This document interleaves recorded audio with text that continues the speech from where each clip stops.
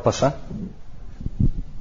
Vamos falar de mais 3 homens importantíssimos. Hoje nós vamos falar de um monte de líderes da igreja, porque realmente o quarto século é impressionante em termos... Eu não sei o que Deus queria, mas ele levantou um monte de líderes eclesiásticos e teólogos no quarto século.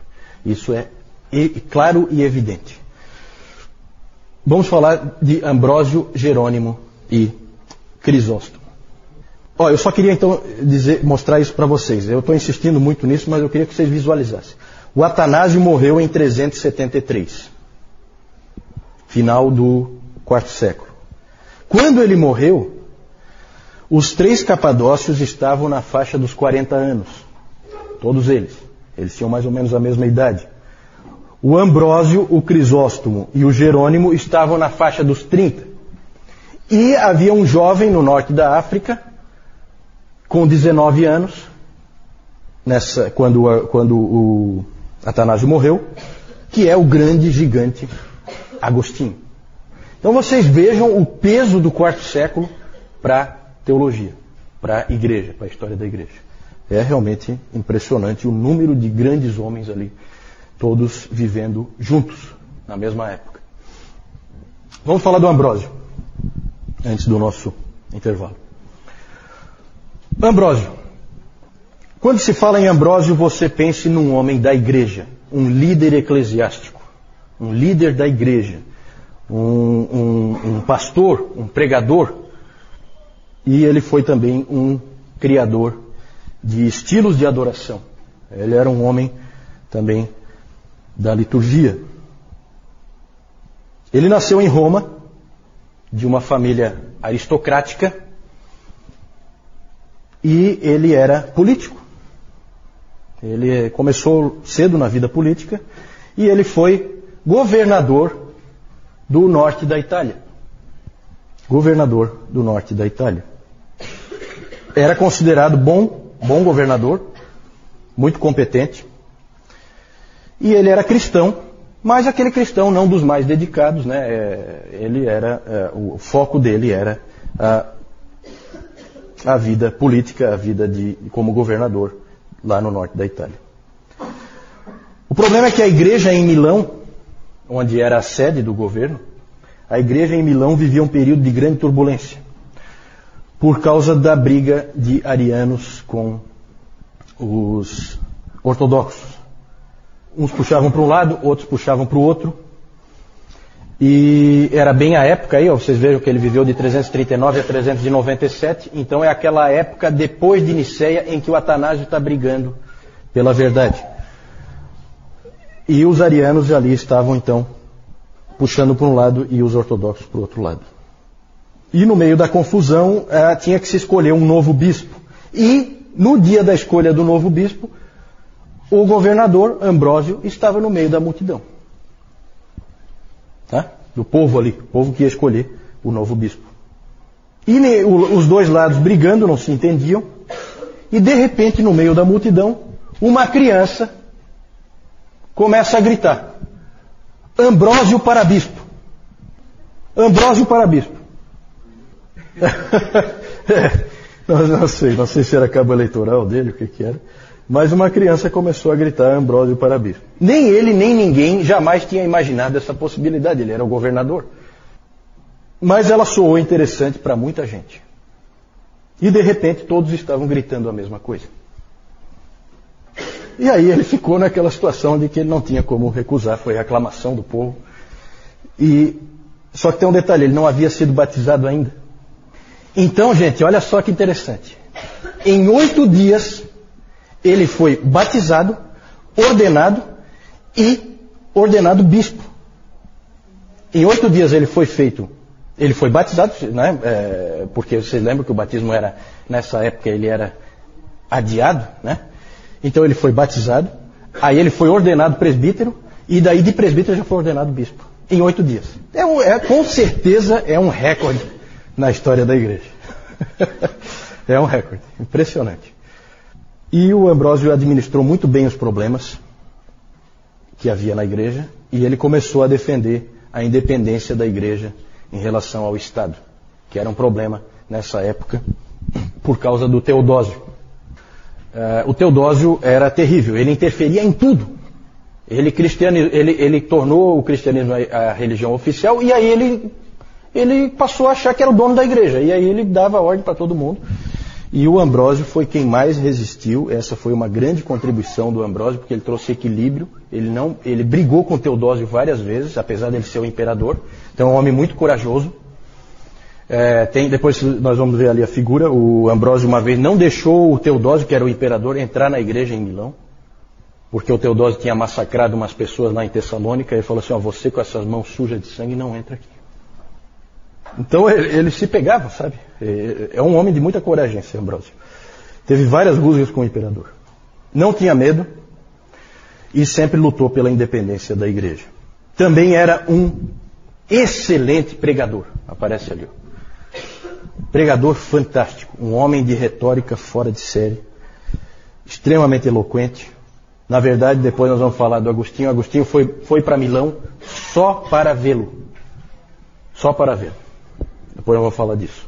Gente, então, grande pregador.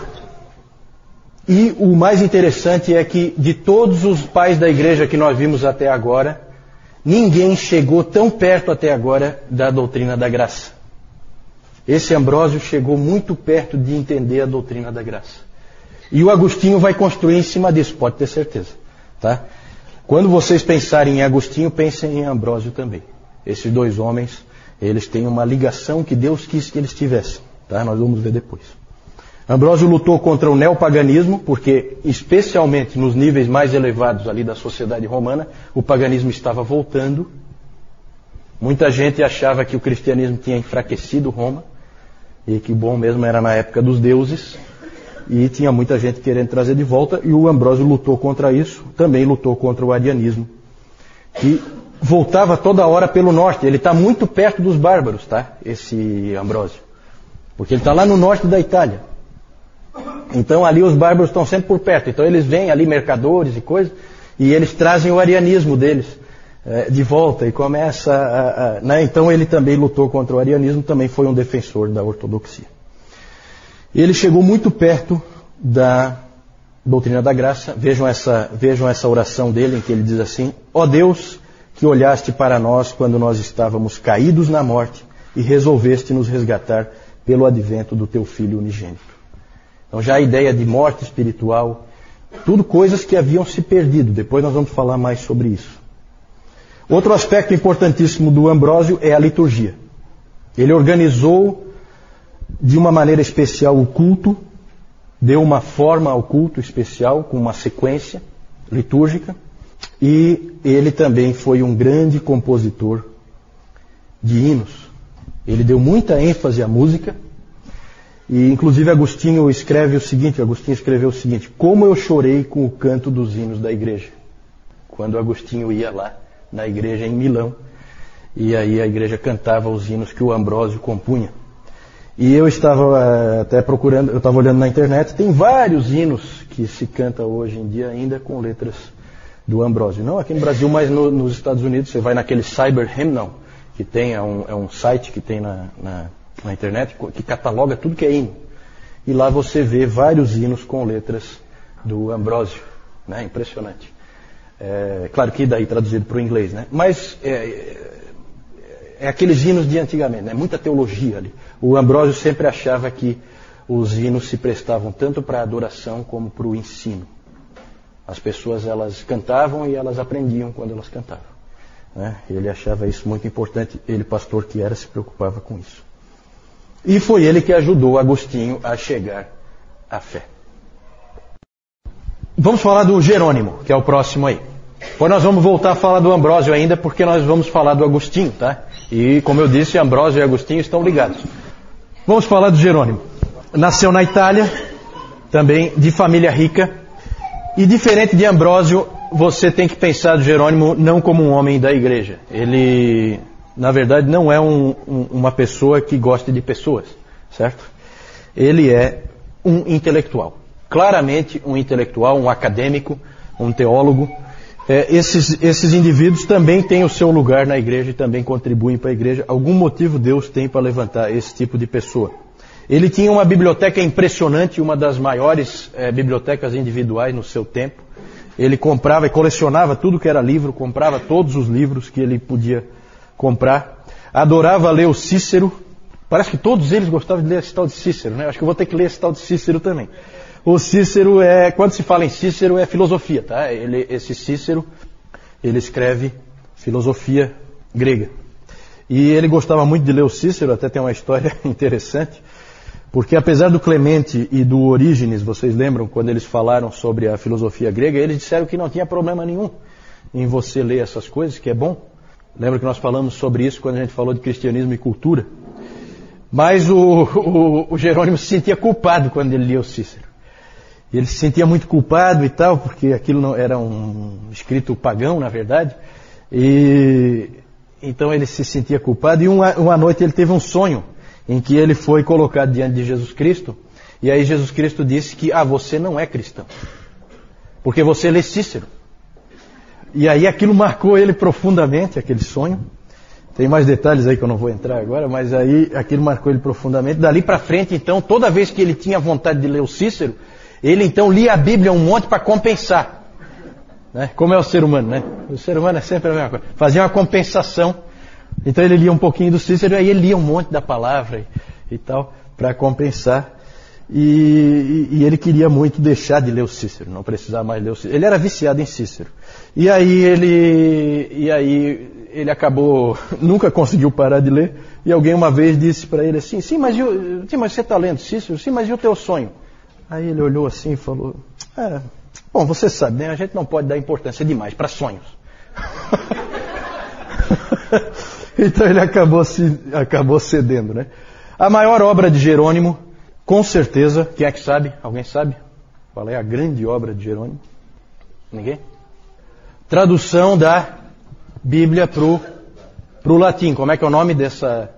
A Vulgata Latina, exatamente, a Vulgata Latina. Essa é a grande obra dele, trabalhou 22 anos nisso, porque é interessante que ele sabia muito bem, fluentemente, o latim, o grego, que era comum, né, saber essas línguas. Todos os indivíduos que escreviam nessa época no Ocidente sabiam o latim e o grego, e no Oriente sabiam o grego. E o interessante é que ele, uma coisa que não era comum nessa época, ele conhecia também o hebraico. Então ele foi capaz de traduzir diretamente do hebraico o Velho Testamento. E o interessante é que o Jerônimo incluiu só os 39 livros canônicos. Ele não incluiu os outros, ele considerava os outros não canônicos. E isso é muito interessante porque a Vulgata Latina é a Bíblia oficial da Igreja Católica. Só que o Jerônimo não aceitava nenhum outro livro que não fossem os 39. Outro aspecto interessante, e que é um pouco irônico, é que a Vulgata, depois na história da Igreja, acabou sendo uma prisão da palavra. Por quê? Porque o catolicismo romano, ele aprisionou a palavra no latim, certo? O meu pai pegou ainda, né, a missa em latim, que é uma coisa recente dentro da história.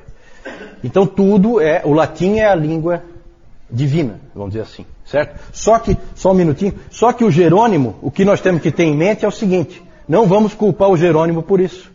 Porque quando o Jerônimo fez a tradução dele, ele estava traduzindo para a língua do povo. E nisso ele é um protestante, e não um católico romano. Ele está pondo a Bíblia na mão do povo, certo? Então não vamos culpar o Jerônimo pelo aprisionamento posterior que a Igreja Católica Romana fez da palavra dentro da Vulgata. O Jerônimo também escreveu muitos comentários da Bíblia. O Agostinho escreveu para o Jerônimo, escreveu uma carta para o Jerônimo dizendo assim: eu te agradeço pelos teus escritos, porque Deus deu alguém como você para você mesmo, para mim e para toda a igreja. Isso Agostinho escreveu para o Jerônimo, apesar dos dois terem brigas seríssimas, discussões seríssimas. Por quê? Porque o Jerônimo é um sujeito absolutamente intratável. Ninguém suportava o Jerônimo, certo? Ele não era uma pessoa fácil. Temperamento terrivelmente difícil, ele ofendia-se com qualquer coisa. Podia facilmente humilhar as pessoas que não concordavam com ele, e humilhava mesmo. E também as pessoas que ele considerasse pouco inteligentes. Ele humilhava mesmo. Então, uma pessoa daquela desagradável realmente. Desagradável. Itália, ele é italiano. Mas ele foi depois, ele é respeitado tanto no Ocidente como no Oriente. Porque no Oriente ele foi para Belém, né? Ele se estabeleceu mais tarde como monge em Belém. É interessante isso aí. Nós não temos tempo para entrar em detalhes disso aí, tá, gente? A gente sempre coloca aqui um resuminho com alguns aspectos que a gente considera interessantes e importantes. Foi um grande intelectual e também foi um monge. Só que ele foi um monge diferente dos beneditinos, porque os beneditinos suavam a camisa uma barbaridade, tinha que ter uma disciplina tremenda. Ele era um monge que queria sossego. Então ele foi para Belém se isolar para poder escrever, para poder fazer o trabalho dele. Nada desse negócio de ter muito horário, que nem os beneditinos, e ficar trabalhando no pesado. Isso aí não era com ele, não. Tá? Como monge, ele começou a escrever cada vez mais sobre o celibato. Esse é um indivíduo importante na influência sobre o catolicismo romano quanto a caráter superior do celibato em relação ao casamento. Ele cada vez escreve... Bom, um indivíduo desse nem tinha condição de casar mesmo, né? Porque quem é que ia casar com um sujeito desse? Nessa época havia um crescente interesse no celibato e na virgindade e dentro da igreja, e o Jerônimo influenciou muito isso. Com ele ficou isso ainda mais forte. O professor Calhoun, ele diz que se Jerônimo fosse dar notas, ele daria para o celibato um 10, para a viuvez um 6 e para o casamento um 3. Certo? Jerônimo, ele escreveu um livro chamado A Perpétua Virgindade da Bem-aventurada Maria, e ali ele escreveu um trecho assim, ó. O assento está macio, o chão está varrido, as flores estão nos vasos, o jantar está pronto. Diga-me onde, em meio a tudo isso, há espaço para pensar em Deus. Certo? Ele estava colocando os cuidados desse mundo, os cuidados típicos de uma família, como um empecilho à vida com Deus, à vida de comunhão com Deus. E isso aí ficou sem resposta, tá, gente? A resposta viria, mas só vem a resposta lá no tempo da Reforma com Lutero e Calvino, e, para usar um exemplo de dentro da própria Igreja Católica Romana, com o irmão Lourenço. Certo? Alguém já ouviu falar do irmão Lourenço? Irmão Lourenço, vamos falar dele mais para frente. Vamos adiante? Vamos falar do Crisóstomo. Crisóstomo, esse é importante principalmente no Oriente. Ele nasceu em Antioquia, que é no Oriente, e foi bispo de Constantinopla, que nós vimos que era a cidade mais importante nessa época. O Crisóstomo, esse nome Crisóstomo quer dizer boca de ouro. Esse é um apelido dele, tá? O nome dele, na verdade, é João. E ele recebeu esse nome boca de ouro porque era um maravilhoso pregador. Fantástico. Nasceu em Antioquia e foi convertido pela influência de Basílio. Então é interessante como aqui um influencia o outro, é interessante tudo isso. A mãe dele era cristã e viúva, e ela fez um trabalho excelente criando esse menino, esse rapaz, nos caminhos da fé. Libânios era um sujeito que era o maior retórico. Retórico é um indivíduo que ele é pago para falar. Libânios era o maior retórico do seu tempo. E o Libânios queria, por toda a lei, pegar o jovem para si, para trabalhar com ele, por causa da grande capacidade de oratória que o Crisóstomo tinha. A mãe dele é que impediu, a Antusa, né, a mãe dele impediu que ele levasse o seu dom para longe do Senhor. Segurou ele para que ele trabalhasse para a igreja. Foi o Libânios que disse a famosa frase: que mulheres esses cristãos têm? Que mulheres esses cristãos têm? E realmente, na história da igreja, a gente vê que aquele famoso ditado é verdadeiro, né? Por trás de todo grande homem há sempre uma grande mulher. A não ser casos como o do Jerônimo, que daí atrás dele não tem ninguém, porque ninguém consegue ficar. Ninguém consegue, acho que nem a mãe dele aguentava ele. Certo? João Crisóstomo tornou-se um pregador e dos grandes. Ele tinha uma linguagem vívida, ilustrações marcantes e aplicações extremamente perscrutadoras. Era um excelente pregador. De todos os homens que nós vimos até agora, ele é o mais agradável e fácil de ler.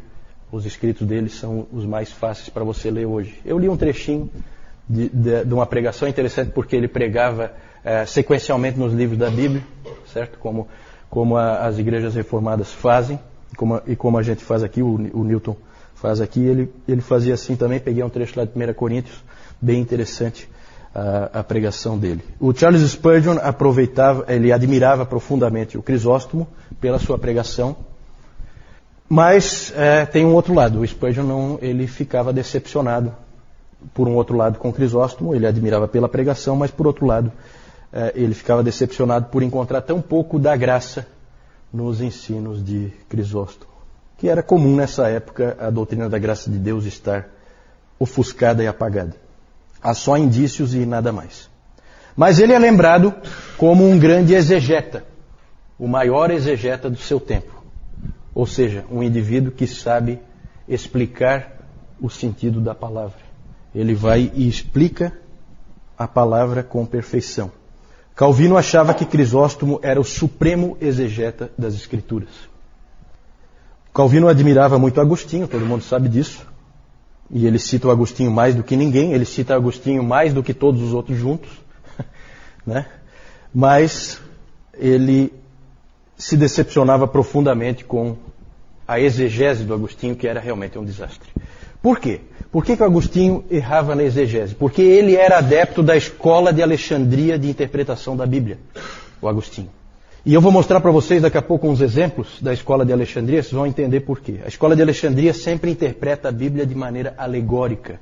Existe o sentido literal, mas eles consideram o sentido literal inferior, não tão importante. O mais importante é o sentido escondido, místico, nas Escrituras, certo? E o Agostinho foi um pouco atrás disso aí.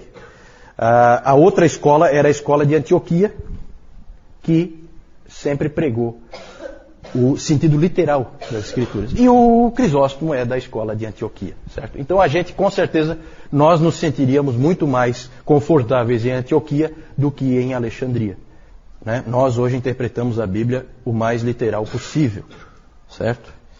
O que deixa todos impressionados é o seguinte: como é que pode o melhor exegeta não ser o melhor teólogo? Isso é um enigma que o próprio Calvino se questionava. Como é que pode o maior exegeta, o indivíduo que mais entendeu o que está escrito ali na palavra, não ser o maior teólogo? O maior teólogo é Agostinho. Como é que pode isso? Eu não sei, eu acho que ali Deus deve ter mostrado que nenhum homem se basta a si mesmo. A igreja precisa sempre de todos. Eu acho que é isso, né? E ninguém é perfeito. Ele foi também, esse Crisóstomo foi um grande pastor. Ele ainda não era pastor, ele ainda não era presbítero, e ele já escreveu um livro sobre o ser presbítero, né? Mesmo ele não sendo. E é um belo livro. O Calhoun disse que é um livro útil ainda hoje. E ele escreve que o pastor deve ter grande discrição e grande zelo. Deve ser uma pessoa discreta e extremamente zelosa. E o Crisóstomo disse que o ofício do pastor é duplo: povo e pregação. Você deve dar ênfase idêntica a essas duas coisas. A ênfase deve ser a mesma: cuidar das pessoas e cuidar da pregação. Certo? Aí então nós vemos aquele quadro ali, é o Ambrósio recusando a entrada do Teodósio. Não vai entrar na igreja de jeito nenhum. Certo? Esse é o quadro que está lá. Ali o Jerônimo, é interessante porque o Jerônimo, ele lá em Belém, ele acabou se associando com algumas freiras, e ele ensinava essas freiras, e com elas ele se deu muito bem. Que é uma coisa que surpreendeu todo mundo, porque ele não se dava bem com ninguém. Certo? E aqui o Crisóstomo, ele era realmente, bem assim como está retratado aí, ele era baixinho. É engraçado quantos grandes pregadores eram realmente tampinhas, né?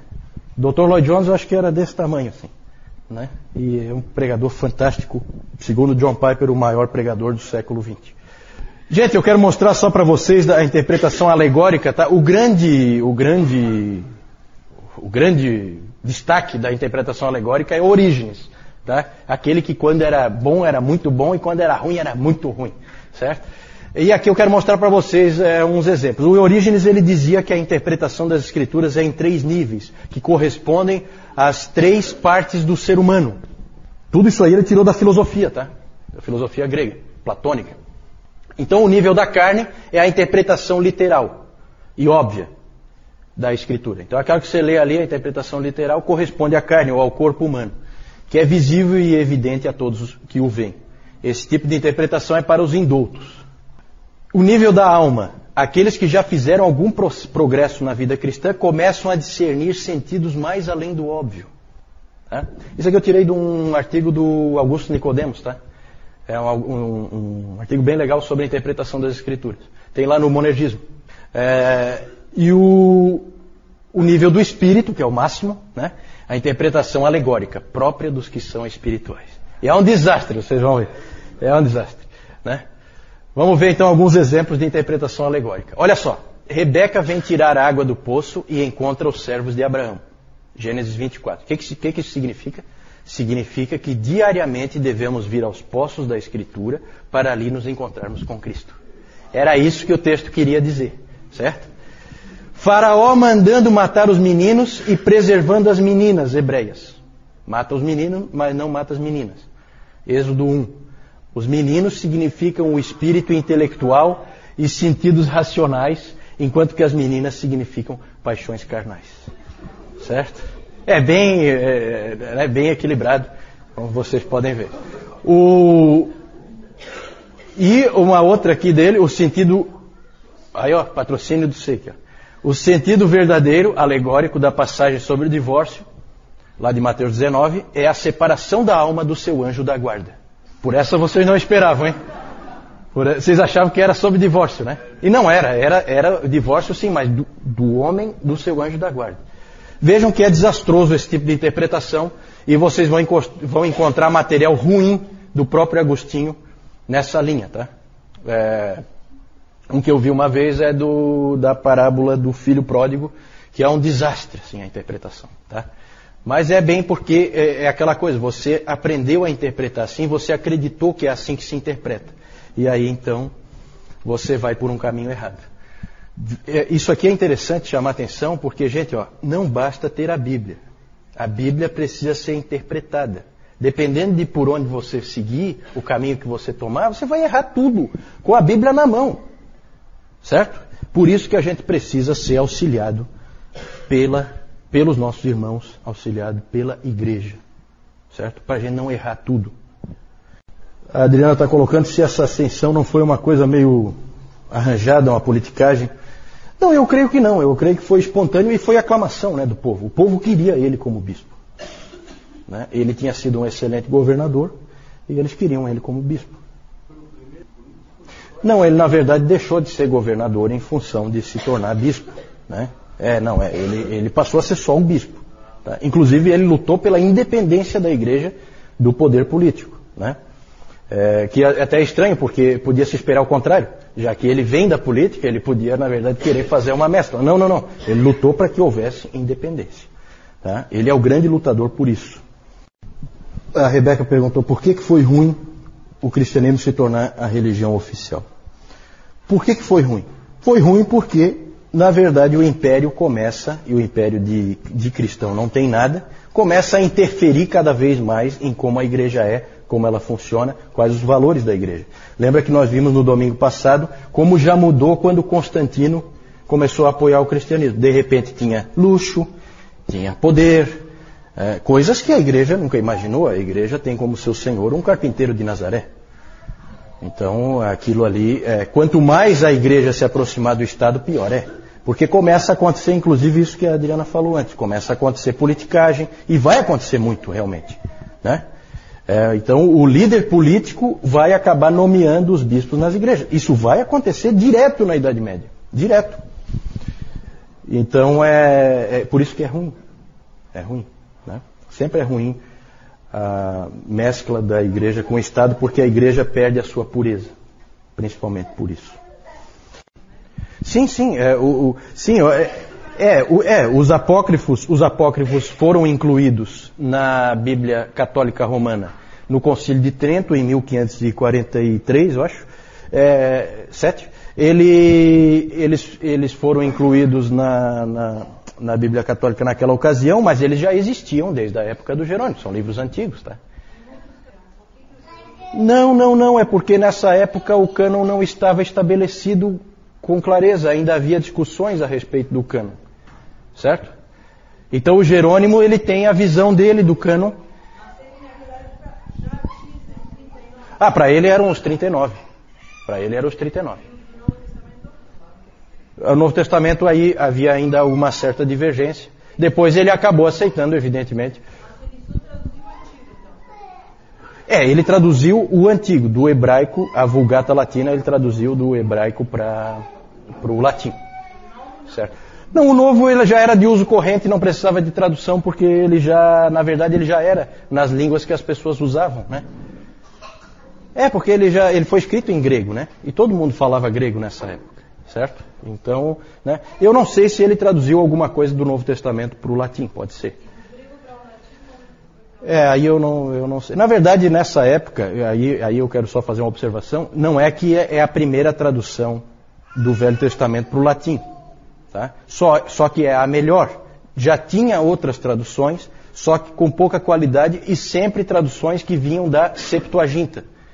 Então era traduzido do grego, não do original, era traduzido do grego para o latim. Essa foi uma tradução do hebraico para o latim, direto do original, certo? Porque o latim passou a ser a língua oficial do Ocidente, certo? É interessante como Deus sempre usou essa coisa de ter uma língua que é universal, para permitir a comunicação entre pessoas que falam línguas diferentes. Isso vale até hoje, né? Por isso que eu incentivo sempre, no outro CTB já incentivei, peguem os seus filhos, ensinem inglês para eles. Nós temos o Jaime ali, o Jaime e a Edna ali, que são professores de inglês. Invista nisso aí, tá? Invista nisso aí, porque nunca se sabe se algum desses meninos aí não vai ser um futuro Agostinho, uma coisa assim. Esses indivíduos têm que saber escrever numa língua universal, porque sempre foi assim, tá? Um Lutero, não adianta ele escrever em alemão só, ele vai ter que escrever em latim também, senão não entra nos outros países o que ele escreveu, certo? E assim com tudo, o Calvino mesma coisa, certo? Porque a língua vigente, na época deles, era o latim, era a língua universal para você fazer transitar pelos países. Hoje é claramente o inglês, certo? Então isso aí é uma coisa que quebra barreiras, né?